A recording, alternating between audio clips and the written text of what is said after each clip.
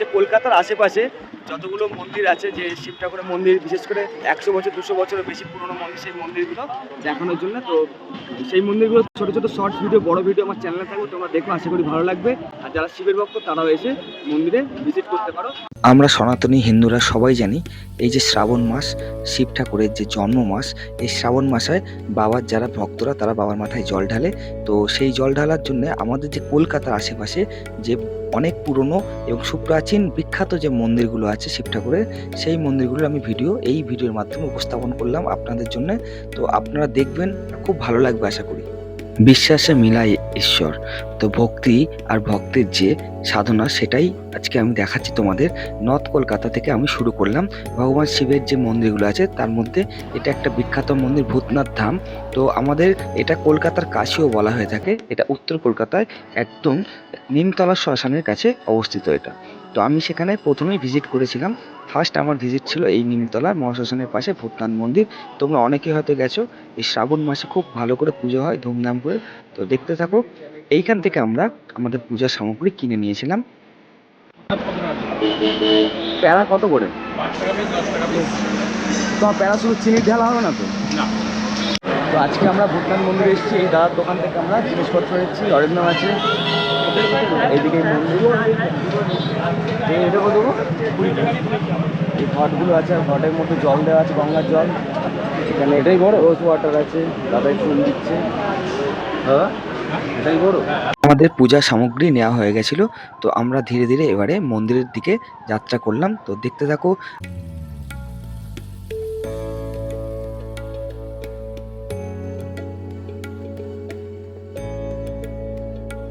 জনশ্রুতি অনুযায়ী বারাণসীর কোনো এক অঘরী সাধু এই স্থানে প্রায় 300 বছর আগে শিবলিঙ্গ স্থাপন করেছিলেন। শ্মশানের পাশে মন্দিরটি হওয়ার এখানে মহাদেবকে ভূতনাথ ভূত প্রেতদের স্বামীরূপে পূজা করা হয়। হুগলি নদীর তীরে নিমতলা মহাশ্মশানের পাশে মন্দিরটি একটি বিশেষ আধ্যাত্মিক পরিবেশ সৃষ্টি করে। মন্দিরে চিতাভস্ম বা শ্মশানের ছাই দিয়ে মহাদেবকে আরতি করা হয়, যেটা প্রতিদিন সন্ধ্যা 6টার পর হয়ে থাকে। তোমরা চাইলে এসে দর্শন করতে পারো এই সন্ধ্যা আরতি। উত্তর কলকাতার নিমতলা ঘাটের কাছে অবস্থিত ভূতনাথ মন্দির এটি অতি প্রাচীন শিব মন্দির, প্রায় 300 বছরের বেশি পুরানো এবং বিখ্যাত শিব মন্দির।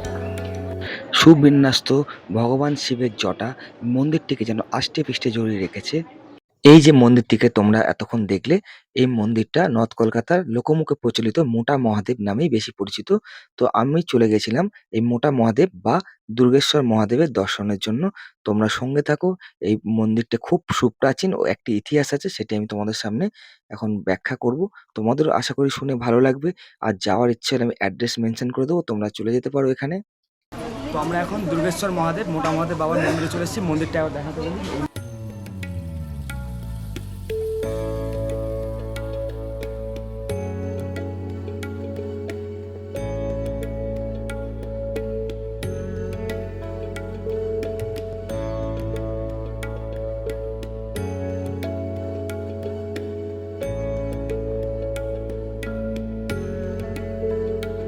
এই সুপ্রাচীন মন্দিরটি একটু খেয়াল করলে দেখবে প্রায় 50 ফুট উঁচু। 8 চালা মন্দিরটির উপরে রয়েছে একটি বটবৃক্ষ, যার ঝুড়িগুলি মন্দিরটি শিবের জটার মতো আষ্টেপৃষ্ঠে জড়িয়ে রেখেছে বলে দেখলে মনে হয়। শিবলিঙ্গটি এখানে শিকলে বাঁধা আছে। এই মন্দিরে লোকমুখে প্রচলিত নানান কাহিনীও এই মন্দিরকে ঘিরে আছে। এটা হলো আহেরিটোলা দুর্গেশ্বর শিব মন্দির বা মোটা মহাদেব নামেই বেশি পরিচিত। এই মন্দিরটি হাটখোলার দত্ত পরিবারের রসিকলাল দত্ত 1716 সালে মদন মোহন দত্তের পৃষ্ঠপোষকতায় এটি নির্মাণ করেন। তো এই মহাদেবের মন্দিরে তোমরাও আসতে পারো দর্শনের জন্য। দুর্গেশ্বর মহাদেবের আমাদের পূজা দেওয়া হয়ে গেছে। আমরা এখান থেকে বেরিয়ে যাচ্ছি। এরপরে আমাদের পরের গন্তব্য সামনেই আছে রামেশ্বর মহাদেব, সেটাই যাব। তো সেটা আমার বাইক নিতে হবে। অরিন্দম, পুজো কেমন লাগলো এখানে এসে? ভালো এক্সপিরিয়েন্স। এটা প্রথমবার আমার আসা, ভালো, মনটা ভালো লাগছে। বাবা রামেশ্বর শিবধাম বা শিবজির মন্দির, এটি নন্দরাম সেন স্ট্রিটে অবস্থিত। তো আমরা এখন চলে এসেছি কোথায় না, বাবা রামেশ্বরম শিবধামে, যেটা আমাদের একদম নর্থ কলকাতাতে অবস্থিত। তো দেখতে থাকো, ভিডিওটা ভালো লাগবে। যারা শিবভক্ত, সামনে শ্রাবণ মাস, তাদের জন্য একটা খুব দারুণ জায়গা। 300 বছরের বেশি পুরনো মন্দির। এটি কলকাতার অন্যতম প্রাচীন শিব মন্দির, যা উত্তর কলকাতার ঐতিহ্যকে বহন করে চলেছে। মন্দির প্রাঙ্গণে প্রবেশ করে প্রথমে এরকম একটি হনুমানজির মূর্তি দেখতে পাবে। আর তারপর এই যে মন্দিরটি দেখতে পাচ্ছ তোমরা, কি সুবিশাল প্রাচীন মন্দির, যেটা বাংলার ঐতিহ্য মেনে গ্রামীণ যে ঐতিহ্য আটচালা মন্দির হিসেবে মন্দিরটি প্রতিষ্ঠা করা হয়েছিল। আর মন্দিরের ঠিক একদম সামনের দরজাতে নন্দী মহারাজ অবস্থিত। আর নন্দী মহারাজ একদম বাবা শিবের সামনেই থাকে। তো সেইভাবেই এখানে ছিল।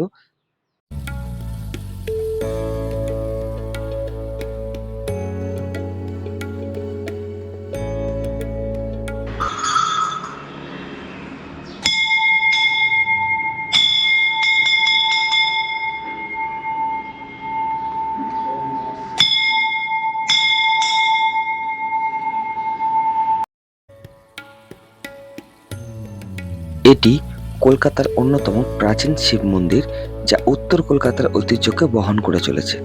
মন্দিরটি আনুমানিক ১৬৫৪ খ্রিস্টাব্দে শ্রী নন্দরাম সেন কর্তৃক প্রতিষ্ঠা হয়েছিল। এই মন্দিরটি ঐতিহ্যবাহী গ্রামীণ বাংলার আটচালা স্থাপত্য শৈলী নির্মিত। মন্দিরের গর্ভগৃহে একটি বিশাল কোষ্ঠী পাথরে নির্মিত শিবলিঙ্গ আছে। এটি একটি অভয়লিঙ্গ। মন্দিরের প্রবেশপথে শ্রী হনুমানজি ও মন্দিরের দ্বারে নন্দী মহারাজ বিরাজমান, সাথে মা কালী, রাধাকৃষ্ণ, গোপালের মূর্তি রয়েছে।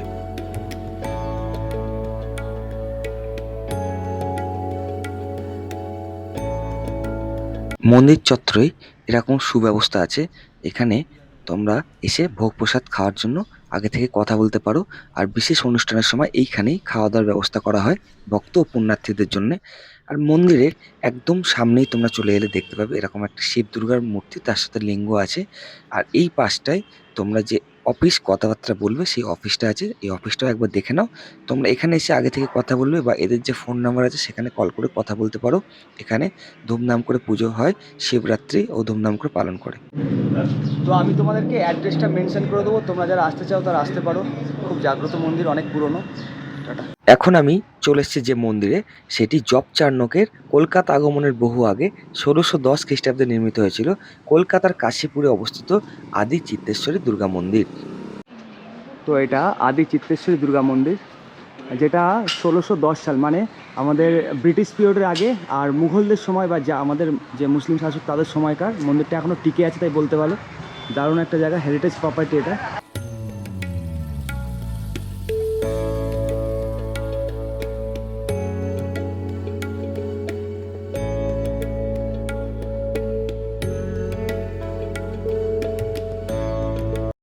তো মন্দিরের ভেতর প্রবেশ করে প্রথমে এরকম দেখতে হবে একটা রাধাকৃষ্ণ মন্দির আছে, সামনেই রাধাকৃষ্ণ মন্দির।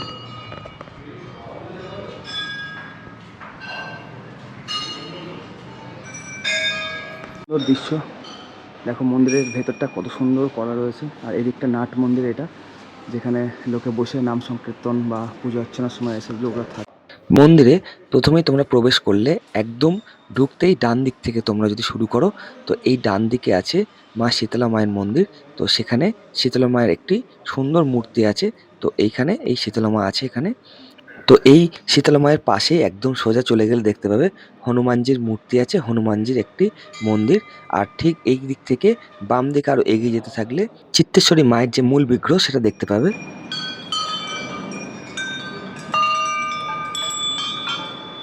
এই মন্দিরের গর্ভগৃহে একটি সুন্দর শিবলিঙ্গ আছে, যেটি খুব সুন্দরভাবে একটি ভাই সেদিন সাজাচ্ছিল। তো এইখানেও শ্রাবণ মাসে খুব ভালোভাবে পুজো অর্চনা হয়। আর এখানে শিবরাত্রিও খুব ধুমধাম করে পালন করা হয়ে থাকে। তোমরা এখানে চাইলে আসতে পারো।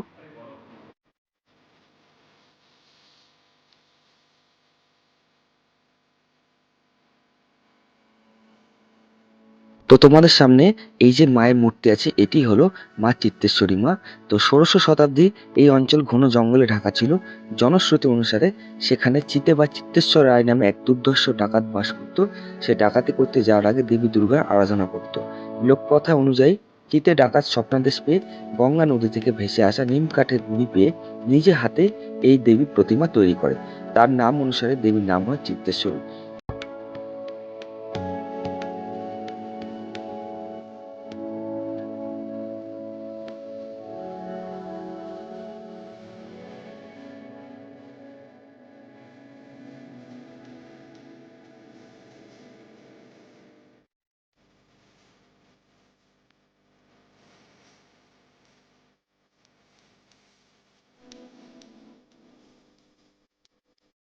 এই মন্দিরে আপনারা কিভাবে যাবেন? কলকাতার শ্যামবাজার থেকে বিটি রোডগামী যে কোনো বাসে উঠে চিড়িয়া মোড়ে নামুন। সেখান থেকে অটোতে উঠে বিবি বাজারে নামুন। সেখান থেকে একটু দূরেই মন্দির। চিড়িয়া মোড় থেকে খগেন্দ্র চ্যাটার্জি রোড ধরে হেঁটেও মন্দির যেতে পারেন। ট্রেনে দমদম স্টেশনে নেমে অটোতে চিড়িয়া মোড় এসে মন্দিরে যেতে পারেন। সবথেকে বিখ্যাত প্রাইম লোকেশন কাশীপুর গানসেল ফ্যাক্টরির ঠিক সামনে এই মন্দিরটি অবস্থিত। এরপরে আমরা যে মন্দিরটি চলে গেছিলাম সেটি বঙ্গেশ্বর মহাদেব মন্দির নামে খুবই সুপরিচিত। হাওড়া জেলার শালকিয়াতে গঙ্গা নদীর তীরে বিখ্যাত এই মন্দির। ৫১ ফুট উঁচু শিব মূর্তি। এই মন্দিরটি সর্বজ্ঞ পূর্ব ভারতের একটি বিশেষ বিখ্যাত ৪ মাথা মূর্তি ভগবান শিবের মূর্তি বলে পরিচিত। ২০১৫ সালে ভারতের তৎকালীন রাষ্ট্রপতি প্রণব মুখার্জি এই মূর্তি উন্মোচন করেছিলেন। বিশেষ আকর্ষণ এখানে দ্বাদশ জ্যোতির্লিঙ্গের রেপ্লিকা আছে। এখানে গেলে একসাথে দ্বাদশ জ্যোতির্লিঙ্গ দর্শন করা হয়ে যায়। স্থানীয় মানুষের কাছে এটি পবিত্র স্থান নয়া মন্দির নামে বেশি পরিচিত। মন্দিরটি কলকাতা হুগলি নদীর গঙ্গার তীরে অবস্থিত। এই মন্দিরের ঠিক বিপরীত পারে ভূতনাথ ধাম। এই ভূতনাথ ধাম আর এই মন্দির শুধু একটি মাত্র ফেরিঘাট, বাধাঘাট দিয়ে আর আড়িটোলা ঘাট দিয়ে যাতায়াত করতে পারো। ভিডিওটি ভালো লাগলে like share subscribe. Thank you guys.